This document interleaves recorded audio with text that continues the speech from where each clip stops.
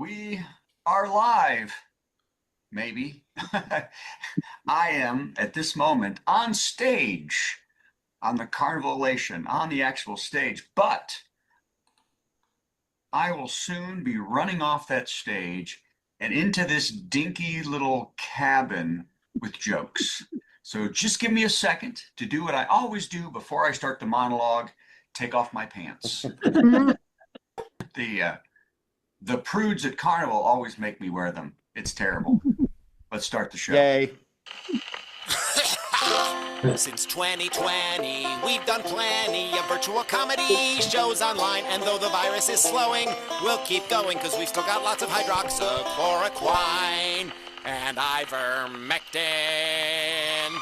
Welcome to Virtual Comedy Show. It's a Zoom meeting with jokes. So please turn on your camera, turn on your mic, unless you have barking dogs or a rabid moose in your living room, in which case, please mute yourself for Pete's sake, and let's have some fun. It's the Virtual Comedy Show, starring Steve Goodie and Brad Tassell. Tonight, Steve and Brad welcome comedian Casey McNeil, plus funny songs from Tom Rockwell, a.k.a. Devo's Fight, and a Patty Melt from Patti Vasquez. And much, much more. Now, please welcome Brad Tassell. I'm Brad Tassell. I get to be Brad Tassell. And as I was explaining to some folks, I'll just say it again for the third time tonight. It is the Monday between Christmas and New Year's, so it's officially Casual Monday, and I'm wearing my pajamas, and I encourage you all to. This is my Bluebird Cafe hoodie. Thank you very much. As they've asked me to say, it's my Goodie hoodie. Thank you very much. Also, Bob has exciting news. There's a Boblet now in the family. Bob. And he got his own coffee cup. So yay. Of course I'm right. I'm Bob. All right. All right. So we're going to do things a little bit out of order tonight because we're waiting for Brad to join us. He's on a stage right now, and soon he'll be here. And yes, I sleep with the hoodie on. Thank you for asking. So we're going to start with the top 10 list, and we'll do the intro now.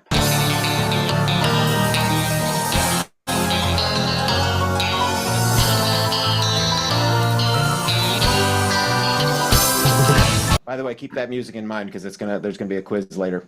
It is the middle of the nothing week where nobody does nothing.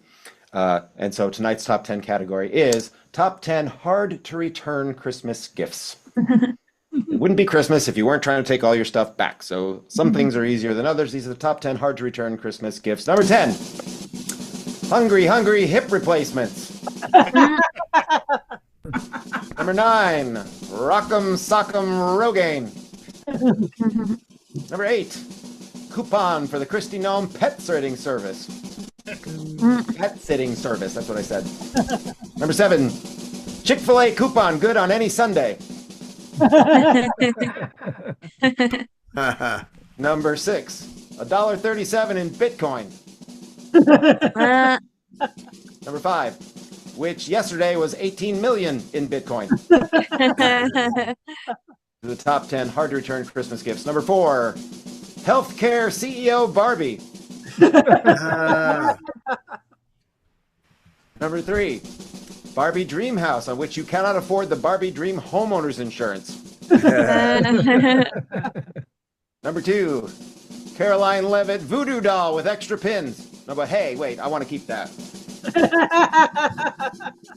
And the number 1 hard to return Christmas gift, Kennedy Center Award 2025. Yeah, that's all I'm saying. Okay, that was fun. And now, Patty, are you available? Because you're up next. Oh, Patty, I know you're here. I'm coming. Okay. I can hear her. Keep making noise and I'll find you. Hello. Oh, there you are. I got her. Hey, Betty! Hello. Yay. You can hear me, right? I can hear you. Yep, I can hear you. You can see the whole drill. Yep. Awesome. Didn't mean to scare you. I was here the whole time. I know. We're just doing things in a different order, and I may have forgotten to tell you that. No. You might have. And I heard the top 10. I was listening to the top 10. I was like, I think I should be ready. Okay. And now you've disappeared, but I can still hear you. How come I can't see you? Oh, that's my light. How's that? Much better. Thank you very much. Much better? Is it totally better or just a little bit better? Totally better because I couldn't see you at all a minute ago. Okay, that's my light. So, yeah. All right. Let's do this, shall we? Here we go. Is Patty crazy? Am I crazy? Patty's not sure, Patty's not From lunatics winning their local races to major league wackos with orange faces to obnoxious a-holes taking handicap spaces. If she's losing her mind, that's fair. She's Patti Vasquez. Am I crazy? Yes, but you made it through the year. Oh my God. I made it through the year. I've made it through this life. I was telling somebody like just how things have been like for the longest time. And when you think about just, even the last 10 years, the minute he came down that escalator and all the horrible things that happened and then the pandemic and people dying. And then let's not go on the list because this is what I'm trying to do.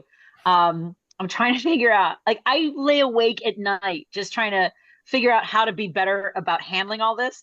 And it keeps me awake. And so you guys, I started studying Buddhism. And I know that sounds crazy and maybe will affect the am I crazy rants, but I think it's also a little bit crazy. And here's the thing. I don't really have much of a religious foundation. Like I was raised and baptized Mormon, confirmed in the Lutheran church and married in the Catholic church. My religious foundation is basically a junk drawer of like, I wonder if this will help. I wonder if this will help.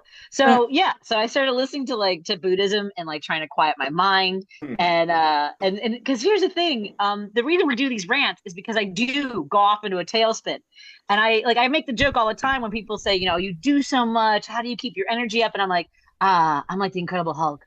My secret is I'm always angry. And that's like, and so I'm having a hard time because it's so much a part of my identity. I mean, like I'm fueled off of rage. It's my cardio. It's my CrossFit. Also, I used to do CrossFit and that helped with some of the rage. And maybe I should go back and do CrossFit instead of Buddhism. But Buddhism seems like a good way to go. I don't know. But here's the thing is like Buddhism teaches you basically that you have to come from a place of love. Like your baseline has to be love, even the people that you hate, which I think I should be able to reserve like a couple people. Like maybe I just put my rage into just like Trump and then people who voted for him, which seems like a lot of people, like millions of people. And that doesn't seem very Buddha at all. Because here's the thing, like the rage has stopped feeling like fuel and more like I'm a elite. Like I'm like the flopping balloon at a kid's party, just sort of like, the inflatable toy, like the inflatables for Christmas, the ones that sort of deflate and looks like it's a drunk party on your front lawn where Santa just had a few too many and he's under a bush on your block. And the snowman's like, I'm still standing, you loser. Anyway, that's what I'm saying. I feel like Santa under the bush after they've turned the lights off because those people don't want to keep their inflatables up all night. I can't keep my rage going all the time. But then how do I do the rant every Monday? But I think that now that I think about it, I probably am still angry. I mean, after a week of like studying Buddhism, I guess I probably need a little more. I mean, after 54 years, I've been angry. I remember being angry in kindergarten, you guys. Like, well, because someone called me a chink in kindergarten, and I went home and I was like, "Mommy, am I a chink?" And she was like, "No, mija, you're a spick."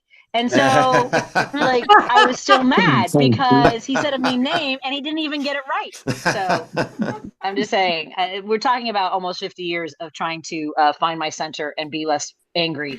So, hopefully I have another 55. Who knows? We'll see. But at any rate, that's my rant. And I hope it takes. That's really good. And by the way, if it helps with the Buddhism, I have great love for your anger. And it's possible that that's what it's all about. Maybe I like that too. I'm no expert. I'm gonna read the Stoic. I'm gonna read the Stoics next, the Greeks. Okay. Do a little of that. Awesome. Well, thank you very much, Patty. Thank you. Man, we're 9 minutes into the show. We've already done 2 segments. At this point. I'm sorry. Should I do another one? No. I'm just saying. At this point, Brad would be just warming up. Guest. Hey, look, it's Devo Spice. Hi. AKA Don Rockwell. Hi. Hello. Very nice to have you back. Thank you. Nice to be back. And you know the drill around here. You're going to do a song. I have no idea what you're going to do. And after you do that, answer it somehow with a song, and then you'll do another song. All right. All good? All right. Here we go. Sort of. It's our musical guest. Gonna sing something funny and then Steve will play something in between. Our musical guest. It's time for our musical guest. So while Christmas is still in everybody's, recent history, I thought I would do a couple of tracks off of my new Christmas EP, the Ridiculous Christmas EP, which I do this thing called Ridiculous Raps where I ask my fans for ridiculous ideas for songs. And this time, instead of just doing one of them, I did 4 of them, and I put out the EP. So this one was suggested by Scott Morgan, who said, how about you do a parody of Stan by Eminem about writing a letter to Santa? So Why not? What? And it helps if the song starts at the beginning of the music. Let's try that again. That's why you're a pro. Dear Santa, this is Devo Spice, and I'm proud to say, I didn't think I could afford it, but I found a way. I finally moved out of my parents' house, away I went. I'm so grateful for them, though, because they pay my rent. Sometimes I feel like I'm the luckiest nerd alive. A lot of people live at home until they're 35. So I'm just writing so I can give you my new address, along with a short list of presents that I want too, I guess.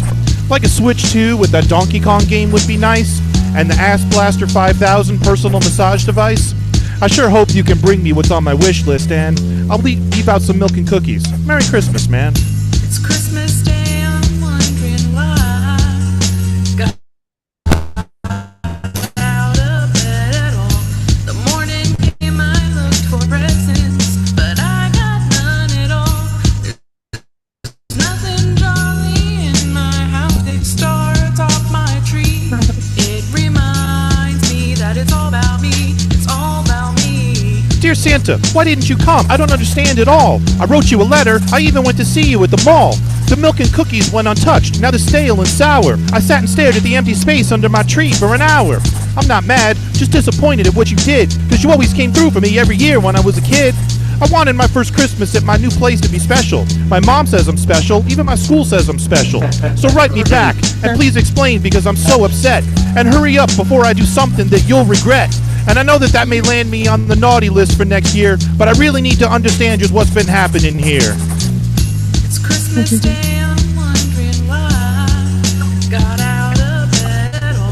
The morning came, I looked for presents, but I got none at all. There's nothing jolly in my house today, but the star atop my tree. It reminds me that it's all about me. It's all about me. Dear Mr. I'm too fat to fit down your chimney hole. Are you spending all your time watching Mrs. Claus dance on the North Pole? And you're too busy to write me a simple letter? Well, I just drank a whole gallon of eggnog and I've never felt better. I should write you off forever, but I'm hesitant too. But right now I'd rather shove a tree up my ass than get a present from you. Screw it, I'ma do it. We're done. This is the end. Don't worry about me, because you'll never hear from me again. I'ma switch to Judaism so I get gifts for 8 nights. I hope you get a splinter in your ass while you're up at great heights. I know you're laughing at me, but I'm telling you this isn't funny. Excuse me now, I have to write a letter to the Easter Bunny. It's Christmas Day, I'm wondering why. Got out of bed at all. The morning came, I looked for presents, but I got none at all. There's nothing jolly in my house today, but the star atop my tree. It reminds me that it's all about me. It's Ho, all ho, about ho! me. Dear Devo, I brought you a Switch, a game, and a new phone case. But I thought you were joking when you said you got your own place. I left the gifts with your parents in a little pile. Maybe you'd know that if you called them every once in a while. I'm sorry that I didn't write sooner, but you know, things are busy up here. Vixen says hello. Going forward, maybe you should get your gifts from Amazon Prime. Good luck with the Judaism. L'chaim. That is the best L'chaim rhyme I've ever heard in a song. Well done. Man, somebody did the research. Actually did. Make sure I was using it right. So. Well done. Yep. Well, I've got like a billion songs that could follow that, but I've done them all recently on this show. So, here's one by my friend Ty. And the title of this song, as you will hear, has a very naughty word in it, so I'm not going to do that. I'm going to replace it with its synonym, poop. Thank you very much. I don't believe in Santa Claus, I'm doubtful about God, although I pray I'm wrong. And I don't believe in perfect happiness a lot, but I believe perfect misery comes along. And I don't believe in the tooth fairy, I don't believe in goblins and spooks, but I believe in love and all that poop, and I love the poop out of you. Don't believe that politicians tell the truth, even when they swear they do. I believe they're a little bit like me and you, so their representation is true. Don't believe all that I read in the paper. I often scoff at what I peruse. But I believe in love and all that poop, and I love the poop out of you. Now there's a banjo solo. Take it, Devo.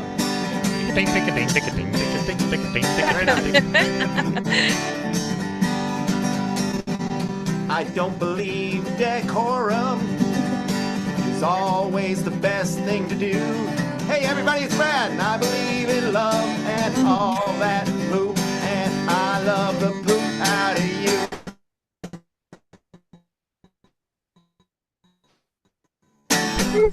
Yeah. Thank you very much. Ty Hager, the author of that one. And now another song from Devo All right, this Spice. is another one off of my new ridiculous Christmas EP. This one was suggested by our friend, the great Luke Ski, who said, a song about actually getting a real live hippopotamus for Christmas and how said gift would affect your quality of life going forward. So this is what I came up with.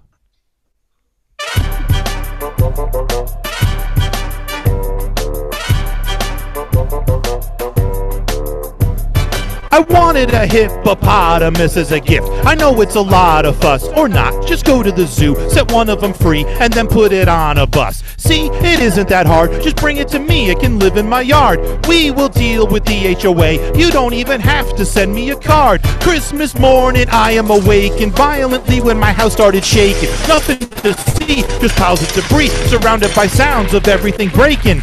I rush to see that it's a hippopotamus in my kitchen, and now I'm wondering which of you did this, but all I can say is bitchin'. I never thought I would get it, but now I just want to get up and pet it. I've never seen a creature that large, but it looked at me and decided to charge, and I ran. I think this was a bad idea. I appreciate it, whoever got this for me, but could somebody call 911, please? Oh God, what have I done? That was remarkably brief. I wasn't quite ready. Hey, everybody, Devo Spice! Who's ready? Well, the first song was long, so I did a short one. Okay, awesome. That was really great. And everybody should get your new EP. Where do they get it? DevoSpice.bandcamp.com or DevoSpice.com. Anywhere Devo Spice is sold. Or thevump.com. Or thefump.com. All those places work. Thank you very much. Are you playing live anywhere that we can come see you? Not until MarsCon, right. which is in Minneapolis first weekend in March. Let's all go to March. Let's all go to MarsCon. Minneapolis in March. It's such good. Yeah. All right. Thank you Hey, very much. Mark. Thank you. Yay! Yay. Hey, look, everybody. It's Brad Tassell. Yay, everybody. Hi. I just ran down screaming. The show was actually pretty good that I just did. It's been rough here. I'm doing TED Talks on this ship. And but this show was actually pretty good. They didn't just stare at me the whole time. You're the hardest working man in the Bermuda Triangle. I don't have an intro for you because we never do. So we'll just cut to you. Sound good? Just highlight me and let's hope you hear me. Hi, it's Brad Tassell, everybody. Hi, I'm here, and I'm sure Steve welcomed everyone. And I want to say hello to Patty and our guests, Casey. Nice to meet you. And also Tom, who just got us a copyright violation. That's always happens. We're gonna Tom does those songs. Not either. Hey, you lost any money you made, so that's great. But he gets it. And I just left Nassau today for the 724th time, and it's beautiful as always. I was only asked 33 times if I wanted a taxi, and I slapped away 47 bracelets. So it's a new record for me in Nassau. And I never thought, think about, if you can hear me, think about when you were a kid. I never thought I'd be going to weird ports, just like a normal Tuesday, what I mean, or Monday. It just seems odd to me after all these years that the wife and I, like when I was a kid, just thinking someone was going to say to me, hey, let's go to Slovenia next month. It was it's as normal as my family going to the Holodome in Fort Wayne. Did y'all grow up going to the Holodome at all? But that was a trip, and now everything is pretty exotic. Oh darn, heading back to Edinburgh. It's just amazing to me. But here we are. And heck, 32 years in, I never even thought I'd have a wife when I was a kid. That was even, I can count the number of women who've been attracted to me on one penis. Okay, we have a lag. I love it. So I now wonder what my next chapter will be. This is all about the fact that now I'm 61. What's my next chapter?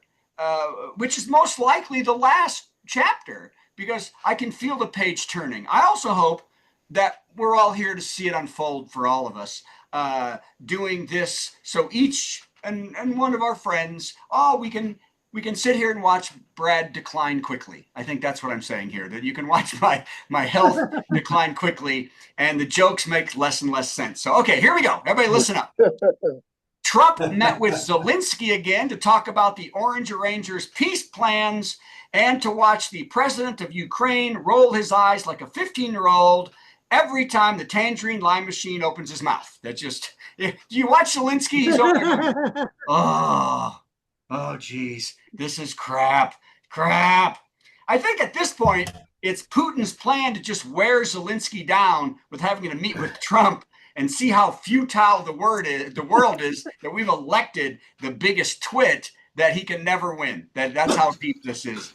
It's this level of bizarre exists. Just give up your country. Next up, Zelensky will head back to talk to European leaders, where he will entertain them all with stories of how hard it is to pretend the smell next to Trump isn't making your eyes water. That's the part. Okay. Next up, all the jokes are short now. Here we go. The Guggenheim Museum in New York City is hunting for a painting it misplaced over 40 years ago. Oops. Music by Gabriel Munter portrays a violinist playing in a living room, and it has not been seen since 1970s.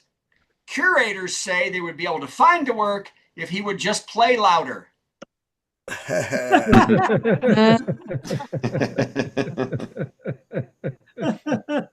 Okay.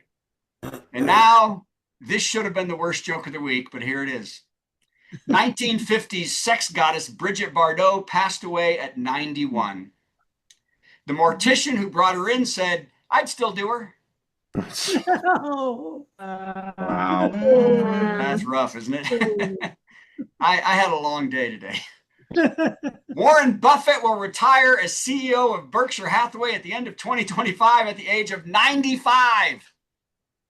Said the company's 75-year-old CFO, "My God, die already." All right.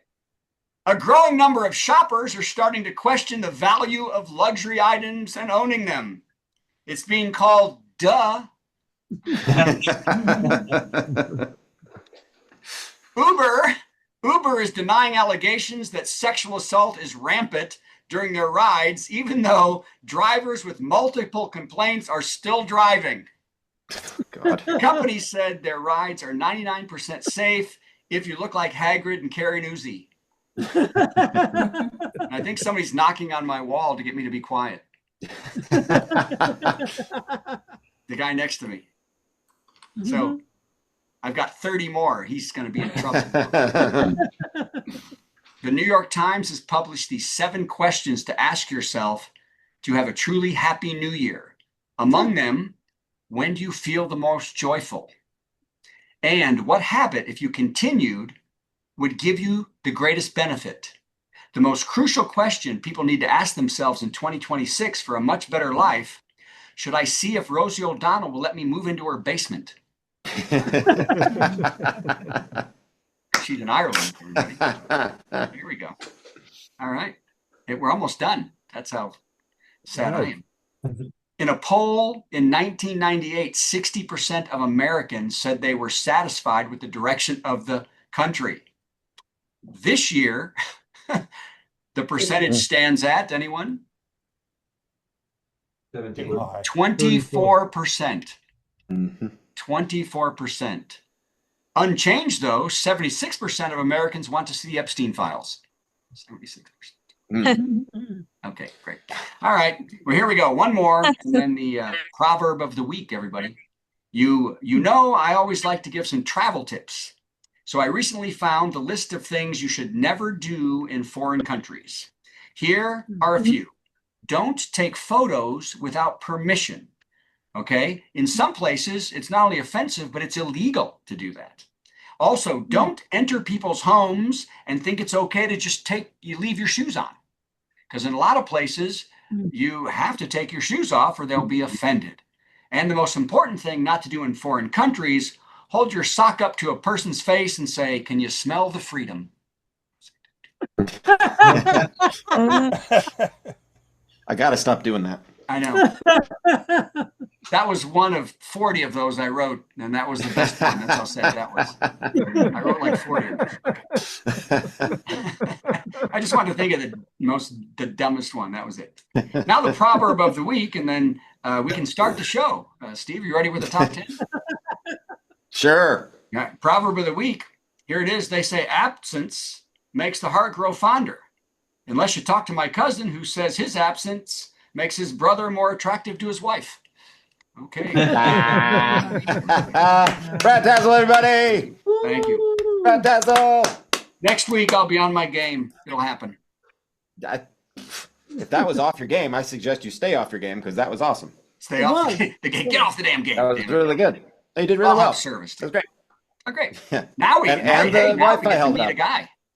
Look, everybody, it's Casey McNeil. Hello, Oh my God. Casey McNeil. Lovely to meet you. Hey, everybody. Man. I love your apartment. Yeah. Yeah, you like this? Very nice. Where are we today? I think you're in Boston. Yeah, I'm not even sure. Yeah, we are in Boston. Yeah, I have various backdrops. Okay. In that. Well, So- thank you for joining us, Casey. Here's how this is going to work. We're going to play a little intro for you like I played for each other person. Then you give us 10 minutes of stand-up, and then we'll tell you how great you are. Hey, sounds good. Don't wait until I'm done to tell me how great I am. You can do it as I go. I You're great anticipate now. greatness. All right, here we go. It's time for a big headliner. Got some funny jokes to say. Oh, do a 10-minute set headliner. Man, I'm so glad that it's Monday. Yeah. Casey McNeil. Hey, thanks a lot, you guys. I want to thank the band for bringing me in there. I apologize for my appearance, you guys, but this is what I look like. I had a weird thing happen to me on the subway today. I don't know if you've had this happen to you. I had to ride the subway because comedy treats me well. And the subway in Boston is an interesting place. And I had a weird thing happen to me. Maybe you can identify with this. You know, when you're riding the train or public transportation, and it comes to a stop, and some weird guy gets on the train, right? You know he's not right in the head just by looking at him. Of all the places to go, he sits down right next to you, and then he wants to talk to you about his weird problems through your whole ride. Well, I'm that guy. And I'm not stopping, so saddle up. What is it, this face? I'm originally from Michigan. I'm from the hickey redneck part of Michigan called Michigan, and this is a face that you end up with. Everywhere I go, I bring all the worldly sophistication of a department manager at Walmart. Oh, some of you didn't recognize me? How about now? Let me tell you something. You bring a face that looks like this in any Walmart in America, bring your A game with you. You're going to be answering some questions in sporting goods. Yeah, it's getting better. Now that I'm getting older, I feel like, if Fox News was a PlayStation game, I look like the big boss you have to defeat before you can save Greta Thunberg. And I can't help you guys. I'm feeling old. I have friends that make me feel old. Get this. My friends bought me a book, 101 Things to Try Before You Die. Yeah, right, Alice? I'm like, number one, find new friends. No, but here's the thing. Here's their ideas of things. Here's the suggestions of the book. Their ideas of things to try before you die. Number one, visit the pyramids. Number two, go to the Eiffel Tower. Number three, take a cruise. That doesn't look anything like my list. Like my list of things to try before you die. Number one, shout for help. Number two, call a doctor. Number three, put more fiber in your diet. None of that was in there. And I'm getting old. You guys talk like your parents yet? That'll happen to you. The only thing that vocabulary changes, you always bagging on the next generation. Like Like, in the 60s, my dad would say things like, when I was a kid, we weren't spoiled with televisions, And then I talked to my grandkids and say, when I was a kid, we didn't have all these laptops and cell phones and all this stuff you got. One of these days, our young people are going to be talking to their grandkids saying, when I was a kid, we didn't have, an actual robot uprising. We had to make believe with the old timey Xbox. All right, some of them aren't winners. And what's this phenomenon about millennial and Gen Z age, adult age children still living with their parents? Who among you has adult age children living with them? There's inevitably somebody. Let me tell you something. I am 65 years old, and I do not let any of my adult age children live with me. Okay, no way. Because I live with my parents. Yeah, they can find their own just until my kids can take me in. Yeah, I'm crazy if it hasn't shown yet by now. They don't call me crazy anymore, though. They call me neurodivergent. Heard that word? Yeah, I'm fancy crazy now. What is neurodivergent? I'm like, one of these things is not like the others. One of these things is not the same. Yeah, I have the attention deficit disorder. Anybody else like being late? Nice name too, by the way. Attention deficit hyperactivity disorder. They rebranded that when it became popularly diagnosed. When I was a kid, it wasn't called attention deficit disorder. It was called minimal brain dysfunction. Because that's how they built character in children in the 60s. But I can't blame my parents. Like, they didn't have any help for like hillbilly parents like mine back in the 60s. Like, I'm lucky I came out alive. They have all you have to do now to raise kids is read the directions. Like, they even have warning labels on cigarettes. Not to smoke when you're pregnant, right? Because I asked my mother if she smoked when she was pregnant with me. She's like, only when I was drinking. All right, I'll slow down.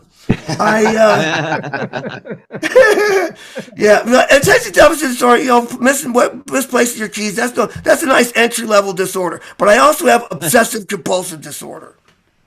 Now, if you don't know what that is, obsessive compulsive disorder is a mental disorder characterized by the obsessive repetition of unwanted thoughts, numbers and songs and that sort of thing repeat in our heads, or the compulsive repetition of tasks, like we worry about the stove and we check the doors and that sort of thing all the time, or the compulsive repetition of thoughts or tasks, or the obsessive compulsive over-explanation of mental disorders.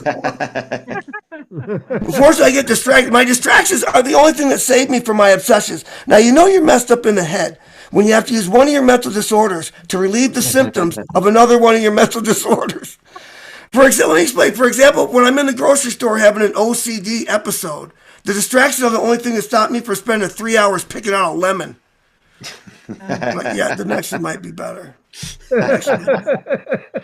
Don't get me started on blueberries. But before too long, I'll get distracted by like the music playing in the market because it's like Sweet Caroline. So then I start obsessively repeating that because it's Sweet Caroline. Right? Sweet Caroline. See? Now a couple of days from now, you're going to be walking around your house going, oh, damn, he was funny. So I try to get help. What I'm trying to explain is that I have obsessive compulsive disorder and attention deficit disorder combined. Do you know how confusing it is to be perfectionistic and a quitter? and people with OCD, we see the world entirely differently than everybody else. Like you come upon a half a glass of water, optimists look at the glass and say half full. Right? Pessimists look at the glass and think, half empty. Right? I look at the glass and think, I bet somebody drank out of that. So, yeah, I try to get help with the stuff. The library had one of these things. You spend 30 minutes with a therapy dog. I thought that would be pretty cool. He didn't understand a freaking thing I was talking about. You have to trying to give me that comfort sign and everything. I'm like, listen, Skippy. Don't patronize me. Yeah, I had to get a real therapist. I told him I don't like to answer my phone. Do you guys answer your phone when people call? It's like, why would you call me? Like I told him I answer. He said, Casey, you need to learn to be more open and honest with people. You need to be more open and honest with people. I said, what? So I didn't want to disappoint my therapist, so I changed my voicemail greeting.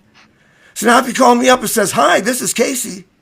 I'm here right now, but a moment ago I saw your caller ID. And I had a decision to make. There are advantages, though. They invented. Okay, get this. There are inventions for people with OCD.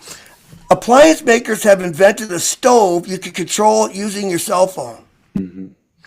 Because America, no, it's a godsend for people like me with obsessive compulsive disorder. Because now, you know, if I have one of those stoves and I'm stuck in one of those business, I think it's going to go a little bit. Hey guys, before we go any further, I need to check in with my stove. It's ringing. Hello, stove, please. Yeah, it's me again. Yeah, same question. I didn't leave you turned on, did I? Oh, okay. Okay, no, one more thing. Can you see if I left the front door from where you are? Like I said, I try to get help with stuff. Yeah, they have one of those 24-hour telethons to raise money and awareness for people with obsessive compulsive disorder. A whole day, right? Pretty cool. I missed it. I was at the store picking out some blueberries. But I tell you, but the one thing that the technology doesn't help out with is conflict. Okay, cell phones and conflict don't mean, like before the invention of the cell phone, all I had to do to end an argument with my wife was leave the building. When I shut that door, the conversation was magically over. Now, thanks to the cell phone, I've had the same conversation I've had the same argument for the last 14 months with my wife. I think, yeah, Desert Storm only lasted 3 days, for Christ's sake. You know, I had to try to have one of those dramatic exits, you know, from my wife. So I was having a fight, you know, and this is what guys do. They try to just find a reason to leave. So I try to have one of the drag guys says, no, I don't want to talk about this anymore. This conversation is over. I'm out of here. I slammed the door. I got about 10 feet.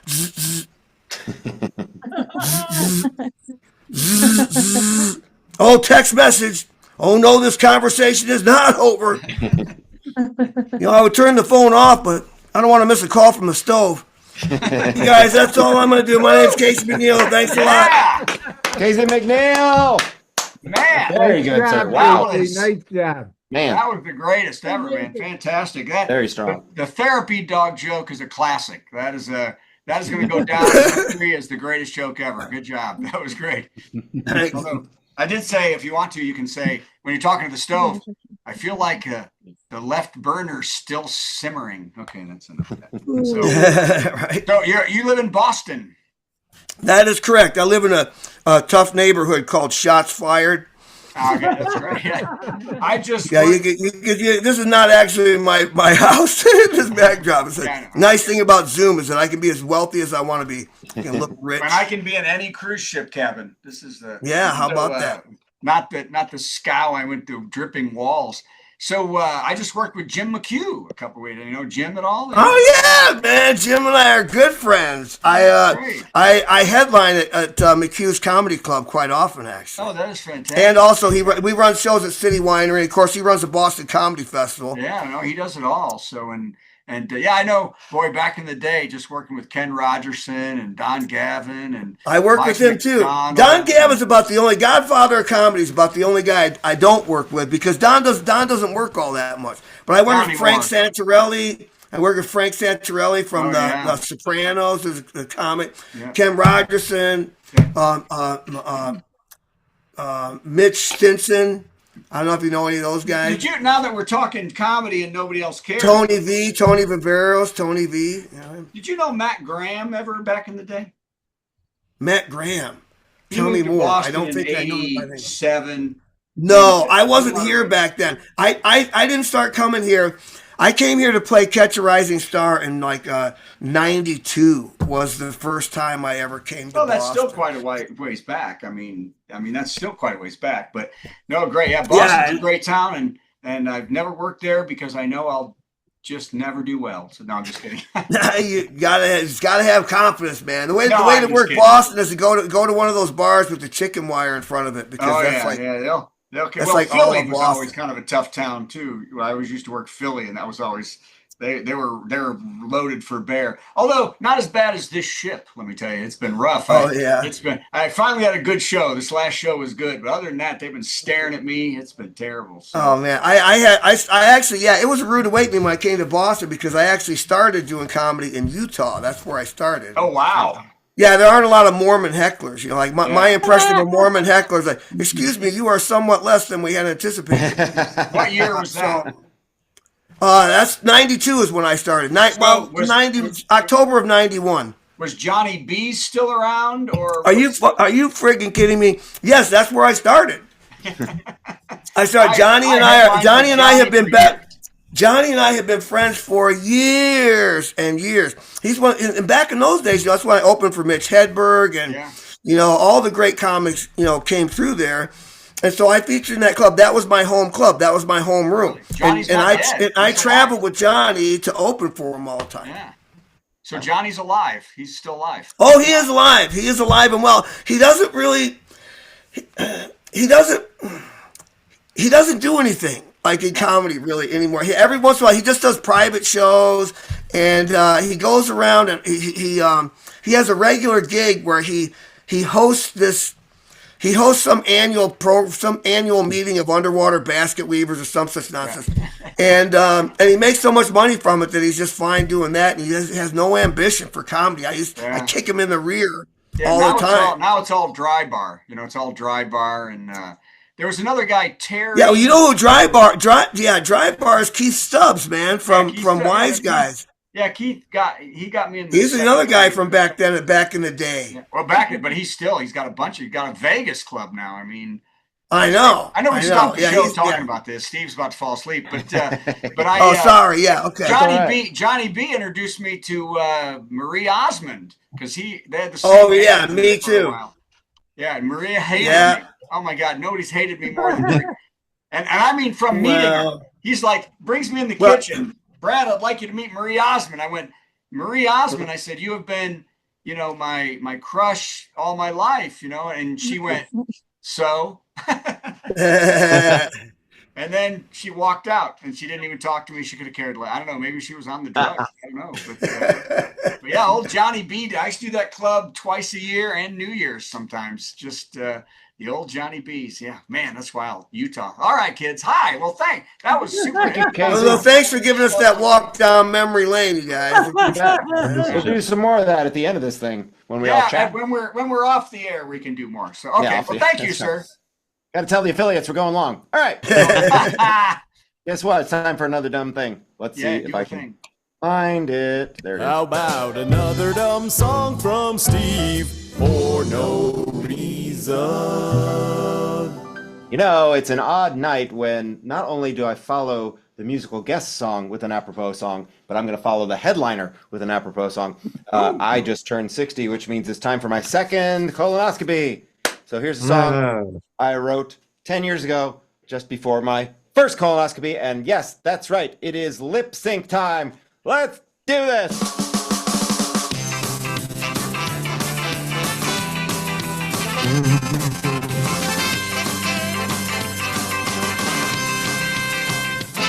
Happy birthday! Now you're 50 years old and you'd rather not have to be thinking about a colonoscopy. It's more pleasant to deny the fact that colorectal cancer kills 500,000 people every year. Your medical plan says preventive care is something they provide for free, just for you. Thanks, Obama. So get ready to let them hunt for polyps and ulcers and tumors in your rear. Don't worry. Hey, doesn't it sound like fun to have a camera up inside your colon? Is there an alternate approach like an x-ray or a cancer-sniffing dog? They all say no. This gadget is mounted on a tube and can remove tiny polyps for examination later on. Wow. And apropos to this procedure, they call this rectal selfie stick an endoscope. That's an endoscope of your A. That's an endoscope of your A. Say cheese. There must be some other way. No, that's an endoscope of your A. I need more light. Boy, the sun really doesn't shine up here. You just gotta do this, that's what everyone says. Quit being such a baby. Call the doctor and make an appointment, and eventually the nice receptionist will call you back. Ready? She tells you that for 3 days you'll be feasting on nothing but broth. You're just like a lingerie model. To roto-root and clear out every tiny little bit of fecal matter clinging to your digestive tract. You also gotta clear your schedule to allow extra quality time with your toilet. Oh no. Go to Walgreens and ask them for economy size strawberry flavored industrial strength laxative. Oh boy! And stop by the material. Yeah, just keep this And stuff. now it's 3 days on the pot with lots and lots of Harry Potter and constant explosive flatulence. And then an endoscope up your That's an endoscope up your You may feel a little pressure. without the slightest bit of foreplay. That's an endoscope up your Get my good side. Wait, my eyes were closed. Now you may find it inconceivable, or at the very least a bit unlikely, that a camera that's crammed inside your butt could have the slightest chance of seeing anything carcinogenic that's attached itself inside your large intestine. But according to the internet, there's every indication that your chances of surviving through your 50s are pathetic, unless you submit yourself to this undignified procedure and you put your trust in faith in modern Western medicine. Where was I? It's time. Now you're ready to let them go where no man has ever gone before. You're smart, you got an early appointment, so you'll have the whole day to recover from PTSD. Lie down. You get a gown that covers nothing in the back, so your crack is on display for absolutely everyone. And now you realize the brilliance of this simple yet ubiquitous design for maximized visibility. Anesthesia. Curl up in a ball like the baby you become, and then there's drugs. Soon you're sleeping and dreaming of rainbows and unicorns and not the thing that's up your personal space. Recovery. Now it's over and you're hoping that they didn't find a tumor or a spatula or anything humiliating. You get a friend to drive you home and sit and binge The Walking Dead all day while stuffing chocolate in your stupid face. That was an endoscope up your That was an endoscope up your Scared the crap out of me. Read the card on that bouquet. That's an endoscope up your Everybody! That's an endoscope up your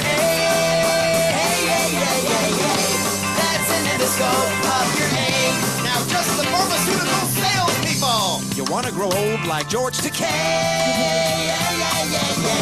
Well, shove an endoscope up your Where's my lollipop? Yay! That's exactly And- how it is, everybody. 5 points to everybody. You can tell me what that's a parody of. I don't know. Devin? You know, Chuck? Horoscope for today. Yeah, There you go. let's for that. That's correct. Oh, Well that's done. kind of fun. So, by the way, Okay, I need to go lie down. Sulu said that the prep's worse, so you need a new doctor. My prep this last year was literally I took 2 Imodium, drank 2 Gatorades, then drank 2 more Gatorades, took another Imodium, and drank 2 more Gatorades, green, and with ice, and that was it. What? And I put meloxicam in the Gatorades. So, and that was it. That was the entire thing. Neat. Yeah, Okay. so- He Right, tended I to asked. forget that he had to do it for no reason, too. Yeah, exactly. Also, isn't the endoscope the thing that goes down your throat? Either No. one. Yes. Okay. A scope on a One end thing. or the other. It counts. Anyway, hey, Just guess a what? routine at It's the time for to time. beg for money and Yes, get off do this that. subject. Let's see if It I can doesn't make go it down your throat after. Brad begs for money. Hey, we need your money. We don't charge a cover for a 2-drink minimum, so what did you expect, Jack? Okay, let's admit it. This week, you have to go to virtualcomedyshow.com and donate to the comedians, because now the song Steve just did and Tom Rockwell are now going to be taking anything we make. They're both. I'm going to get copyrights on both of those. Because if you don't play live, if you play music, then immediately every place says copyright, and then it tells me who owns your song. So, which you do, and whoever Steve said that was parody of. So we'll get nothing. So go to virtualcomedyshow.com, click donate to the comedians, and donate to the comedians, and we can send somebody to Boston too. Casey, Casey's new here, and we want him to come back. So if we can get him a good couple bucks, then he'll come back. If not, he'll be like, well, I'm not coming back to that garbage. So it'll be great. So, all right, close enough. My internet's dwindling. Let's go. I don't know how many minutes left. Worst joke of the week. Worst joke. Worst joke. Worst joke. Worst joke. Boo! That was the worst joke ever. All right, I'm holding it up. Worst joke of the week. Somebody asked me the worst job in the world, real or fake. He said cleaning porta potties. I said the janitor who has to clean the holodeck on the Starship Enterprise. Because after every one of them finishes their program, There's not enough future bleach in the universe to make that black box black light friendly. Okay, everybody. Good night. That's a nice picture in your head. Oops, I screwed it up. Hold on. Everything was going so well, and then I can't get the last one to go. Hi. Hi. Y'all think about that holodeck, by the way? Okay. Yeah. Okay. Hey, that was the virtual